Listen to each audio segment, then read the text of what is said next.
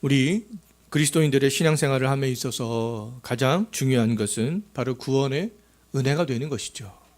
우리의 신앙 생활은요, 이 구원의 은혜의 바탕 위에서 세워져 가는 것이기 때문에 그렇습니다. 구약의 이스라엘 백성들도 동일하잖아요. 그들의 삶의 바탕은 하나님이 아브라함의 그 언약에 따라서 애굽 땅 종되었던 그 집에서 인도해 내어주신 그 은혜 위에서 서가게 되는 거 아니겠어요?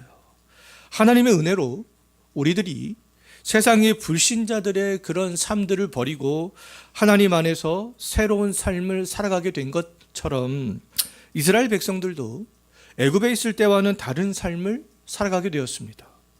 애굽에서는 바로가 시키는 대로 살았지만 이제는 바로의 종이 아닌 자유인으로 그렇게 살아갈 수 있게 된 것이 아니겠어요? 이 자유는 내 마음대로 근데 무엇이든지 할 수 있는 자유는 아닌 것이죠.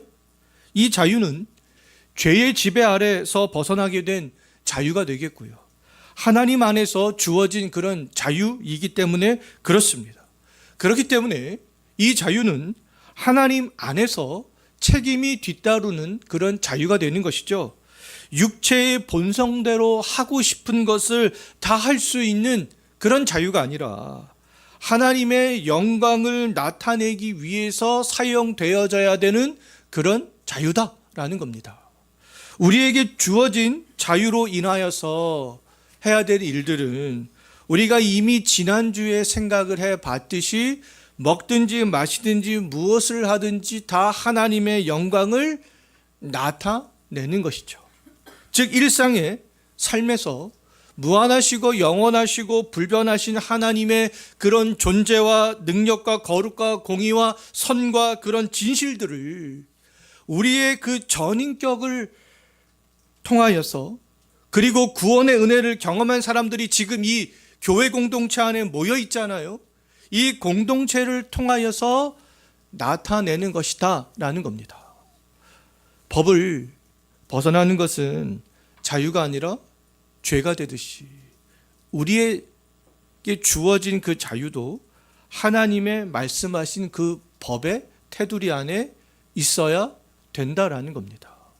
이 기준 안에 있을 때에만 하나님의 영광을 드러낼 수 있게 되는 것이죠.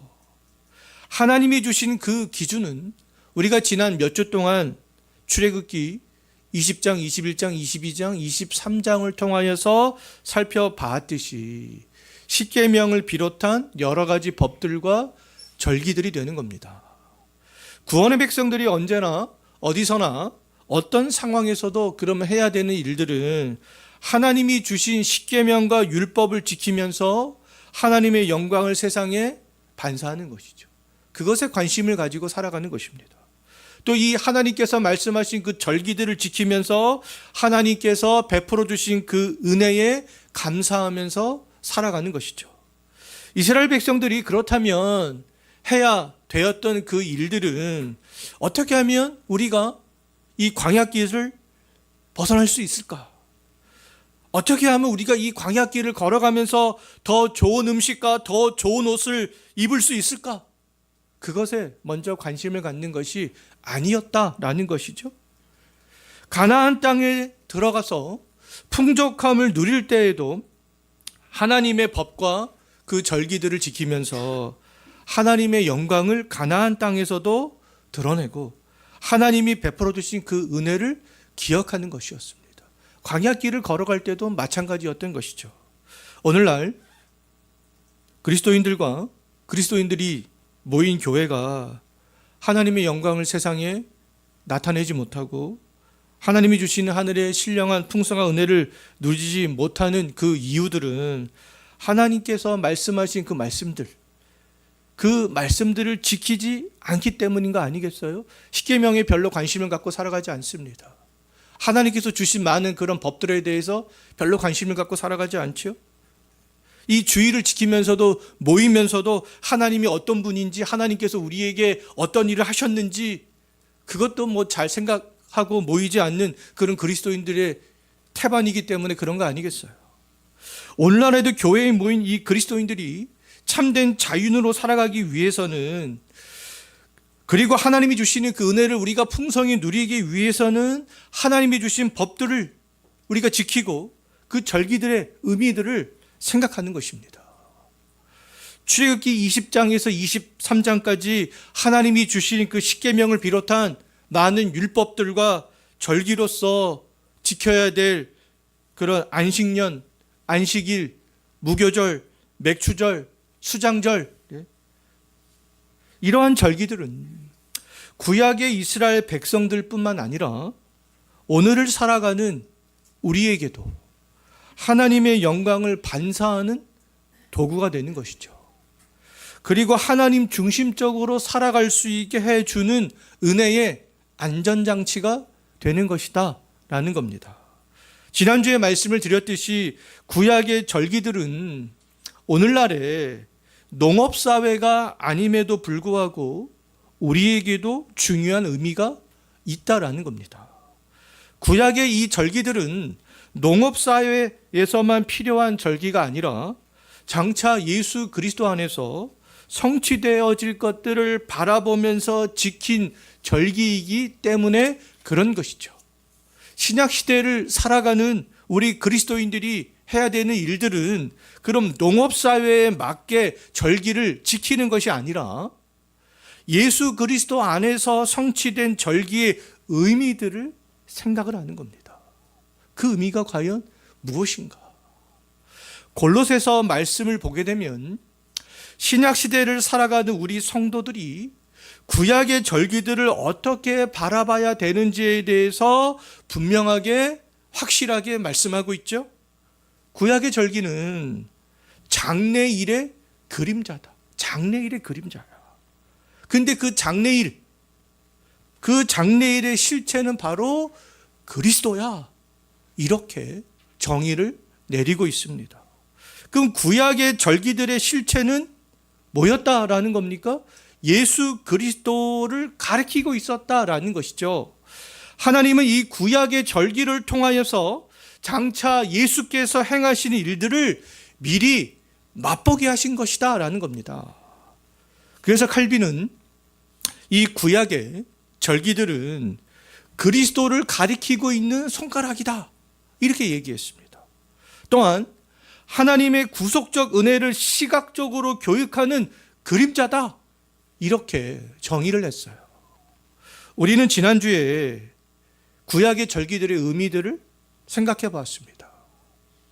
오늘 우리들이 그럼 생각을 해볼 것은 뭐냐면 구약의 절기들이 어떻게 손가락으로 칼빈의 정의에 따라 그리스도를 가리키고 있었는지, 그리고 그리스도께서 구약의 절기들을 어떤 방식으로 성취했는지, 그것에 대해서 오늘은 좀 생각을 해보려고 합니다.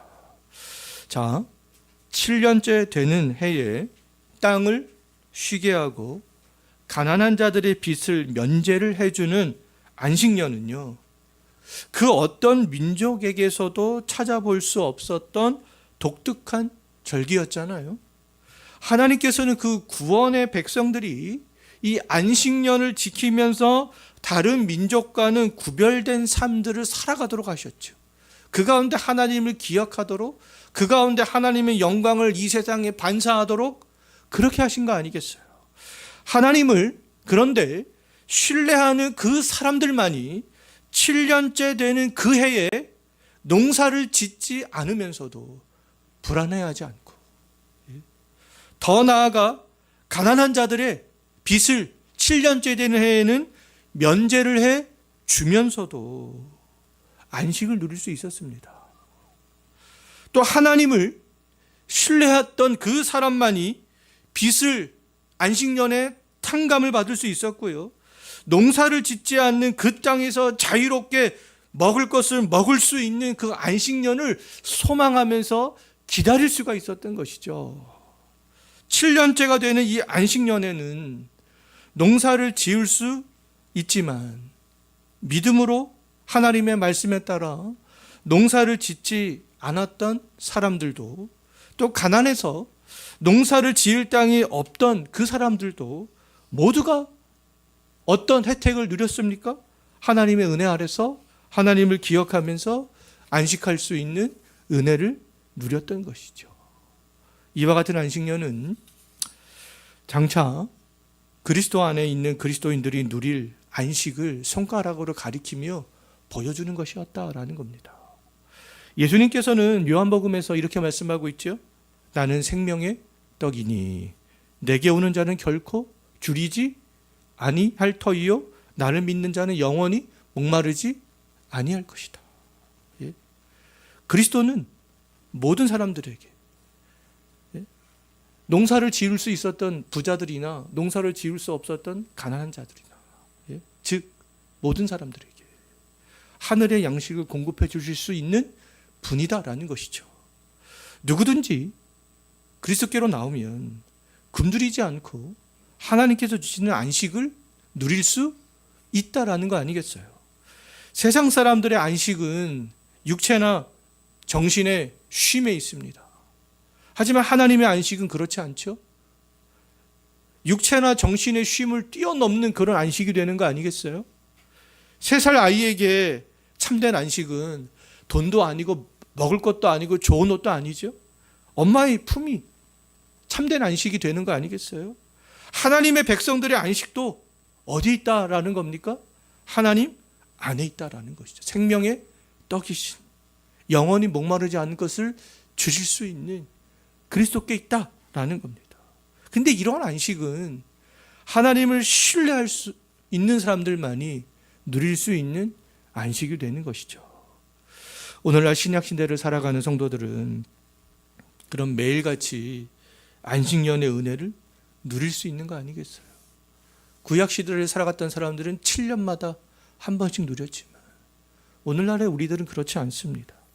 매일같이 그리스도께서 우리의 영혼에 공급을 해 주시는 하늘의 양식을 먹을 수 있기 때문에 그런 것이죠.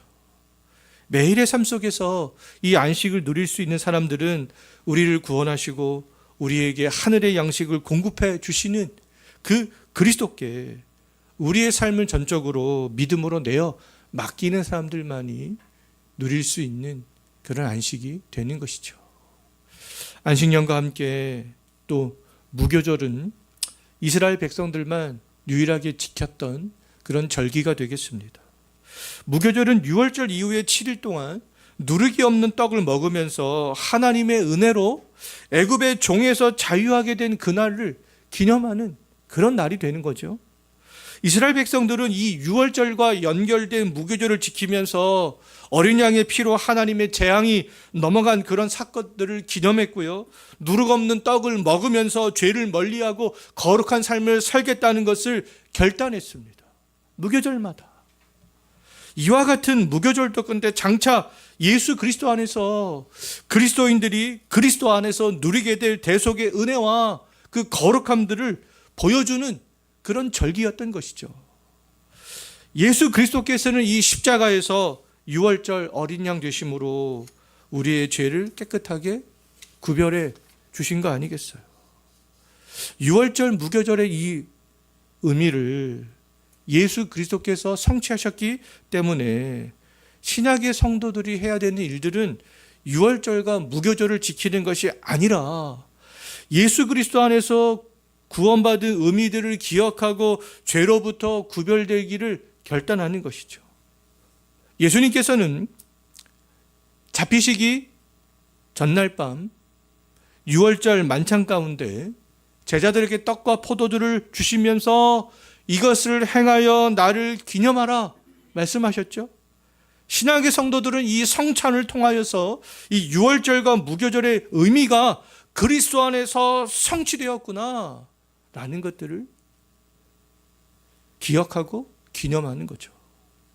구약의 성도들은 이 6월절과 무교절을 지키면서 하나님이 베풀어 주신 구원의 은혜와 거룩한 백성으로 살아갈 것을 1년에 한 번씩 그렇게 결단했지만 이 신약의 시대를 살아가는 우리 성도들은 예수님께서 새 언약이라고 말씀하신 그 성만찬을 하면서 구원의 은혜를 기억하고 거룩한 백성으로 살아갈 것을 결단할 수 있는 거 아니겠어요?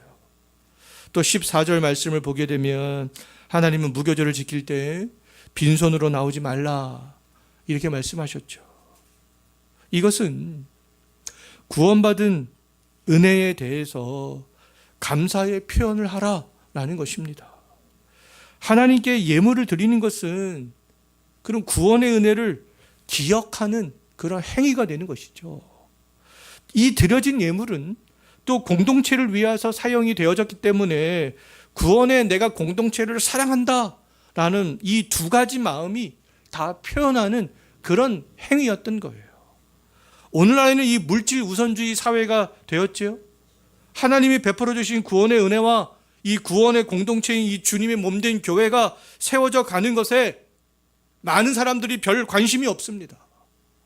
경제적 활동을 해서 내가 번 돈으로 더 좋은 집과 더 좋은 차와 더 풍족한 생활을 누리는 것에만 관심을 갖는 시대가 되었죠. 그러나 이러한 것에만 관심을 갖고 살아가는 것은 저 영원한 천국에 소망을 두지 않고 구원의 은혜도 감사치 않고 살아가는 불신자들의 관점이 되는 거예요. 구원의 이 백성들은 이 유월절과 무교절의 그 의미들을 생각하면서 하나님께 나올 때 그 하나님께서 베풀어 주신 은혜를 기억하면서 빈손으로 나오지 않는 거죠. 주께서 베풀어 주신 그 구원의 은혜에 감사하고 그 은혜 때문에 천국에서 영원히 살아가게 될 그날을 소망한다면 하나님께 그 예물을 드리면서 은혜의 감사를 표현하는 것이죠. 그러한 삶들을 그 구원의 은혜가 있다면 자연스럽게 살아가게 된다라는 겁니다. 자, 이제 맥추절과 수장절인데요. 이 맥추절과 수장절은 농업과 관련이 있는 절기가 되기 때문에 이방 종교에도 맥추절과 수장절과 비슷한 절기들이 있습니다. 지난주에도 말씀을 드렸듯이 가나안 사람들은 이 절기에 따라서 바알과 아세라를 섬겼던 거죠. 하지만 이 절기를 지키는 방식이 이방 민족과 달랐을 뿐만 아니라 궁극적으로 이 맥추절과 수장절은 장차 그리스도 안에서 이루어질 것을 가리키는 절기였던 것이죠. 이 두 절기가 그런데 안식년과 무교절처럼 그리스도 안에서 성취가 되었다라는 명확한 성경적 어떠한 그 구절들은 없습니다. 그럼에도 예수 그리스도 안에서 이 성취된 우리가 절기로 보는 것은 골로새서에서 구약의 절기는 장래일의 그림자요 실체는 그리스도라고 분명히 말씀하고 있기 때문에 그런 것이고요. 더 나아가 성경에서 이 맥추절과 수장절의 의미들을 이끌어낼 수 있는 구절들이 많이 있기 때문에 그렇습니다. 맥추절은 1년 중에 첫 번째 수확을 한 것을 하나님께 그것들을 드리면서 감사하는 절기가 되는 것이죠. 이 맥추절은 무교절 이후에 7주째가 되는 날이기 때문에 77절 이렇게 불리기도 합니다. 또 무교절 이후에 50일째 되는 날이기 때문에 오순절 이렇게 불리기도 해요.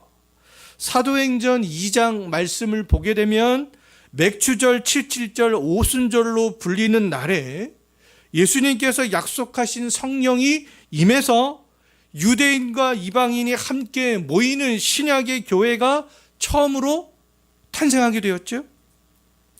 그래서 이 교회는 하나님께 드려진 첫 열매가 되었던 거예요. 바로 이것이 맥추절의 의미를 담고 있습니다. 사도 바울도 성령의 처음 익은 내가 열매를 받았다 이렇게 고백을 하고 있는 것을 볼 수가 있습니다.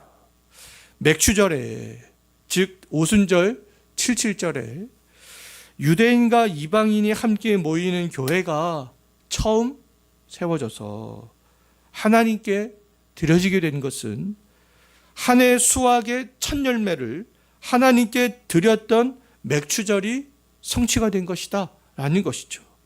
이 오순절 사건은요, 교회가 처음 시작이 되었을 뿐만 아니라 장차 하나님께서 교회를 통하여서 또 거두실 구원의 수확이 시작이 되었다라는 것을 보여주는 첫 열매의 사건이 되기도 하는 것이었습니다.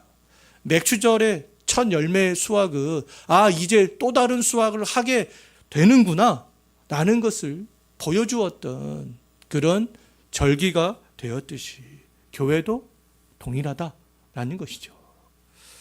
구약에서는 유대인과 이방인이 원수처럼 그렇게 지냈지만 부활하신 예수님의 약속대로 오순절에 유대인과 이방인은 어떻게 되었습니까?